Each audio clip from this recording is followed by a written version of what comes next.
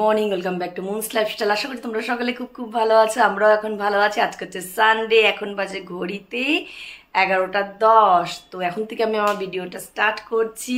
আর আজকের ভিডিওটা আমি শুরু করছি আমার রান্নাঘর থেকে, কারণ তোমরা তো বুঝতেই পেরেছো আজকে মণিমাসি আসতে পারেনি, কারণ দুদিন ধরে মণিমাসির শরীরটা ভালো না, পায়ের একটু ব্যথা। তো সানডে আমার রেস্ট, তাই আজকে ফোন করেছে মন, আজকে আমি আসতে পারবো না। যে না, ঠিক আছে।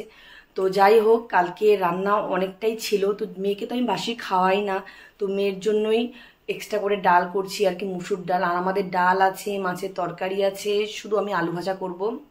আর আজকে আমাদের বিকালে ইনভাইট, মানে আজকে আমাদের বউ ভাত, যে আমি যে বলি সবসময় শিখামাসিরই বড় ছেলের আজকে বউ ভাত। তো বরযাত্রীও বলেছে, সব কিছুতেই বলেছে, কিন্তু যেতে পারিনি যেহেতু মেয়ের এক্সাম। সবসময় ভিডিওটা আমার বেডরুম থেকেই করি, তো আজকে অনেকদিন পর রান্নাঘর থেকেই করছি। অ্যাকচুয়ালি রান্না করা আমার হয় না, বিয়ের পর থেকেই রান্নার লোক ছিল। আর তার মধ্যে আজকে যেন আমাদের এখানে এতটা গরম, আর অম্বুবাচী আজকে এই নিয়ে দুদিন, কালকে অম্বুবাচী 8টা কততে লেগেছে। তো আজকে আমার মারা যাবে, মা, মাসি, মামা, ভাই সব যাবে কামাখ্যা মন্দির। মামার বাড়ি লামডিং, কিন্তু প্রায় 15 বছরের বেশি হবে, 15 বছর আরো বেশি হবে। তো মামারা গুয়াহাটিতে শিফট হয়ে গেছে, নিউ গুয়াহাটি থাকে। আর মেজো মাসি, ছোট মাসি সব গুয়াহাটি, আমার বড় যাও গুয়াহাটি। গুয়াহাটিতে আমাদের অনেক রিলেটিভ আছে, বললা যাওয়া হয় না। যখনই যাই, তোমরা হয়তো দেখেছো, হয়তো অসুস্থ নিয়ে যায়, হয় আমার প্রবলেম বা আমার মেয়ের, বেশিরভাগ আমার প্রবলেম নিয়ে আমি যাই। সবাই বলে মাসিরা তুই এরকম ভাবে আসিস, 2 দিন থেকেই চলে যাস, তো হয় না গো। তো 1 তারিখ থেকে মেয়ের সামার ভ্যাকেশন, তো এবার শিলিগুড়ি যাব, প্রায় 1টা বছর পর মনে হয় যাবো শিলিগুড়ি। হয় না, বাচ্চা কাচ্চা বড় হয়ে গেলে। আর চাকরি বাকরি করে দেখো, আজকে যদি চাকরি না করতাম, ঠিক সামার ভ্যাকেশন আমি 1টা মাস থাকতে পারতাম শিলিগুড়িতে, মেয়ের বই টই সব নিয়ে যেতাম, ওখানেই পড়াশোনা করাতাম। কিন্তু 1 মাস তো আমাকে ছুটি দিবে না, না। তো ওর জন্যই দেখি 10 দিনে যদি ছুটি নিই, 10 দিন বা 7 দিন। খুব প্রবলেম, মানে আমি যখন ছুটি পাবো তখন মেয়ের হবে না, মেয়ের পেলে আমার হয় না, ভালো লাগে না। আর আমাদের সেদিন তো দেওয়ারের আশীর্বাদ গেল, মানে দিবাকরে মাসির ছেলে, মেজো ছেলে আশীর্বাদ টিটনের। তো বিয়ের ডেট ফাইনাল হলো ডিসেম্বরের 10 তারিখে। তো যাই হোক, আমার মেয়ের এক্সাম শেষ হয়ে যাবে। মেয়ের তো এক্সাম চলছে, ম্যাথ হয়ে গেল। আর তোমাদের আমার রান্নাঘরটা দেখাই, এই দেখো আমার রান্নাঘরটা, এই যে দেখছো, এই বোতলগুলো ধুবো। এই দেখো, এই ঘরটা শুধু পরিষ্কার করেছি, এটা করাই থাকে ঘর। এই ঘরটা পরিষ্কার করেছি, ওই স্বপ্নবাসী ঝাড়ু দুটা কিনে স্বপ্নবাসীর পাশে একজন আছে, ও বাঁধিয়ে তারপরে দিল।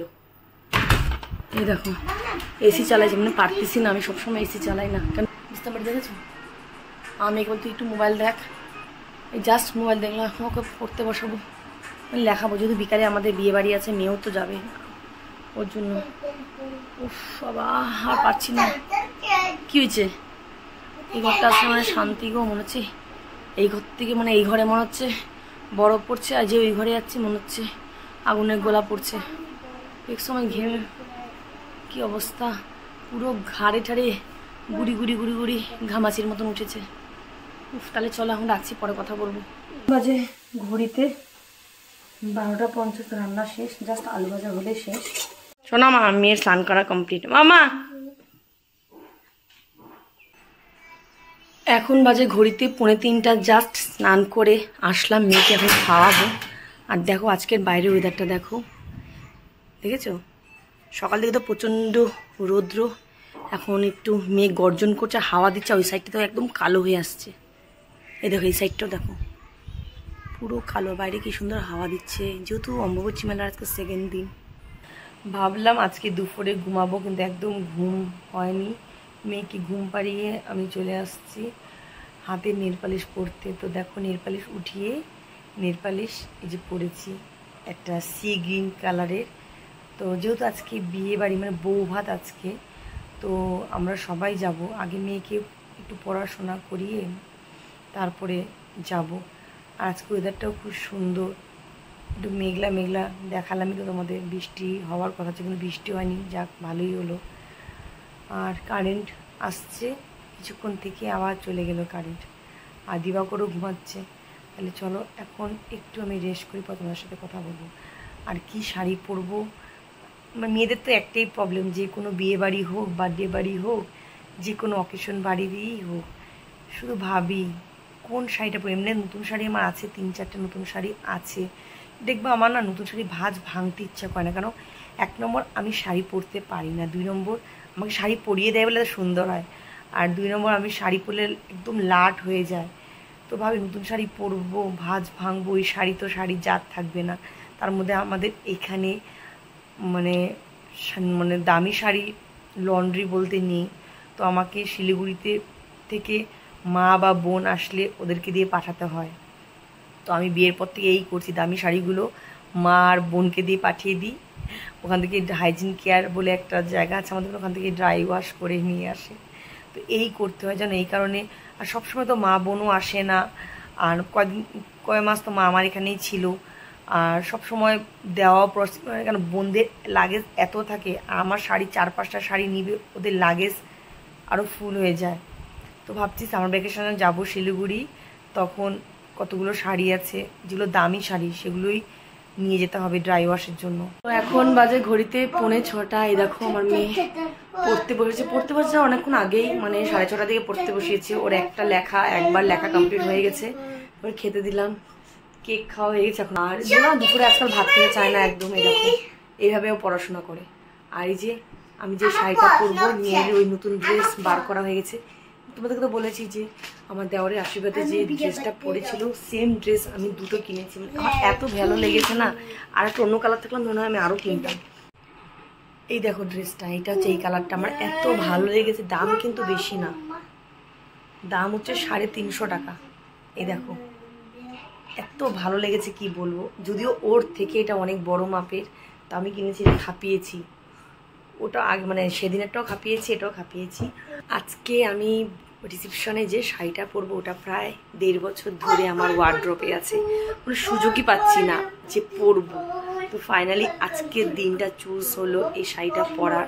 তোমাদেরকে তো বলছি আমার আরও অনেক কটা শাড়ি ওয়ার্ড্রপে আছে, নতুন শাড়ি। তো আমার যে কোনো নতুন যে ভাঙতে একটু কষ্ট হয়। তো এই হচ্ছে শাড়িটা, এটা একটা লেমনিশ ইয়েলো, আর পাড়টা হচ্ছে সি গ্রিন কালার পাড়। এখন তো সি গ্রিন খুব কমন, মানে খুব ট্রেন্ডিংয়ে চলছে সি গ্রিনটা আর কি। এই দেখো, আর শাড়িটার আঁচলটা পরার পর তোমাদের দেখাবো। আর ব্লাউজও তো অনেক দিন আগেই বানিয়ে, যাই না এখন ঢিলা হবে না টাইট হবে, আমি কিচ্ছু জানি না। এই হচ্ছে ব্লাউজটা, সিম্পল ডিজাইন দিছি। দাও তোমাদের ব্যাক ক্যামেরায় দেখাই। এই হচ্ছে শাড়ির ব্লাউজটা। আমি সব শাড়ির ব্লাউজগুলো প্যাডেড দিয়ে বানাই। এই যে ফ্রন্টটা এমন, হাতায় এরকম 3টা বোতাম আছে। জানি না এটা এখন হবে কি হবে, বুঝতে পারছি না। এই যে না হলে তো পুরোনো শাড়ি পরতে হবে। এই যে পিছনটা গোলগালা, ব্যাস, কোনো ডিজাইন দিয়ে নেই। আর এই হচ্ছে শাড়ির পাড়টা, এই যে এক্স্যাক্টলি এই কালারটা। দেখো নেল পালিশের সাথে আমার শাড়ির পাড়টা মিলে গেছে, যার জন্য আমি এই কালার নেল পালিশটা পরেছি। কোন বাজে ঘড়িতে 9:10। তো আমি রেডি হয়ে গেছি অনেকক্ষণ আগে, 8:30টার মধ্যেই রেডি হয়ে গেছি। আর সোনামা ছিল না, দিবাকর ওকে নিয়ে গেছে একটু বাইরে, যেহেতু ডিস্টার্ব করছে। যে আমার কাছে চাবি, আর দিবাকর চাবি খুঁজছে, আর আমার হাতে চাবি। আর দিবাকর ওই যে রেডি, ছেলে মানুষ কেউ অম্বুবচির জন্য তো দাড়ি কাটতে পারবে না দিবাকর। তো আমিও জাস্ট সিম্পল, মানে কারণ আমিও অম্বুবচির জন্য শ্যাম্পু করতে পারবো না, ক্রিম্পিং করে লাভ নেই, ক্রিম্পিং না করলে চুল এরকমই হবে। চলে আসছি রিসেপশন পার্টিতে। আমার ঘরের থেকে খুব একটা দূরে না, সামনে গণেশের মূর্তিটা কি ভালো লাগছে দেখতে। আর দিবাকর যাদের সাথে কথা বলছি, ইনারা আমার বিয়ের বৌভাতে রান্না করেছে, তাই দিবাকর পরিচয় করিয়ে দিল আমার সাথে। আর দাদাদের রান্না খুব টেস্ট, আমার বৌভাতের রান্নাগুলোর কথা মনে পড়ে গেল ফট করে। আর দেখো বিয়েবাড়িতে ডেকোরেশনটা কি সুন্দরভাবে করেছে। আর এই পানটার নাম তোমাদের যদি কারো জানা থাকে তো প্লিজ কমেন্ট বক্সে কমেন্ট করে জানিও, কারণ কি আমার এই পানটার নামটা জানা নেই, আমার কাছে নতুনত্ব লাগলো।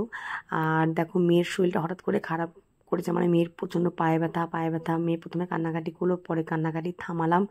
দিবাকর আমি মিলে একটু ঘোরাঘুরি করলাম, তারপরে শিকামাসি ছেলের বউয়ের সাথে একটু ভিডিওটা করে নিলাম। আর জানো তো বিয়ে বাড়ির থেকে আমি আর দিবাকর না খেয়ে চলে এসেছি, কারণ মেয়ের পায়ে ব্যথাটা প্রচণ্ড বেড়ে গেছে, অনেক কান্নাকাটি করছে। তো কারোর ভালো লাগে বলো?